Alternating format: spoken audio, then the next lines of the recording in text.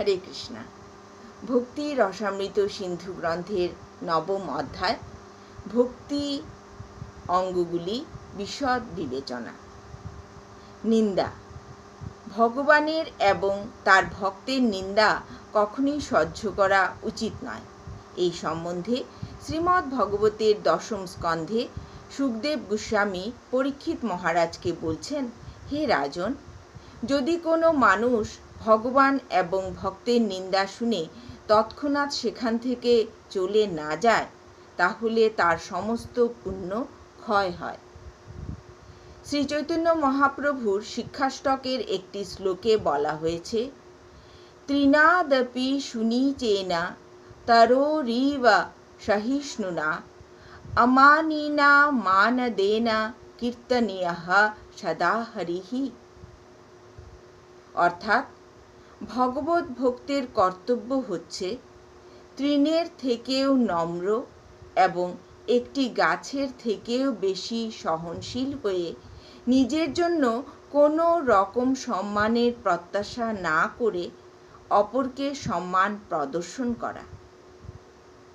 ভক্তরূপে এত দীন এবং বিনম্র হওয়া সত্ত্বেও শ্রীচৈতন্য মহাপ্রভু যখন শুনলেন যে পাষণ্ডী জগাই মাধাই নিত্যানন্দ প্রভুকে আঘাত করেছে, তখন তিনি তৎক্ষণাৎ সেখানে গিয়ে তাদের নিধন করতে উদ্যত হয়েছিলেন।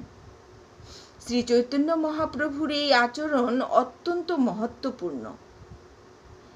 এর থেকে বোঝা যায় যে ভক্ত নিজের সম্বন্ধে সর্বদাই নিরভিমান, সহিষ্ণু এবং বিনীত হতে পারেন, কিন্তু যখন ভগবান শ্রীকৃষ্ণ অথবা তার ভক্তের কোনো রকম অবমাননা হয়, তখন তিনি তা সহ্য করেন না।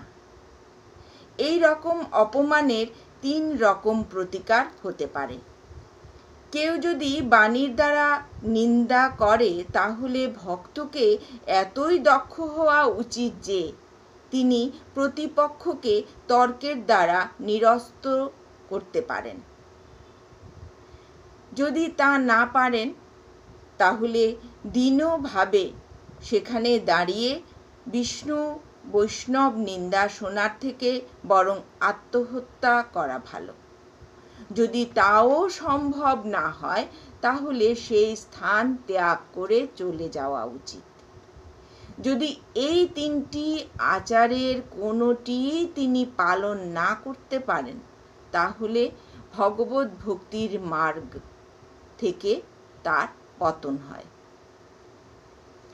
তিলক এবং তুলসীমালা ধারণ।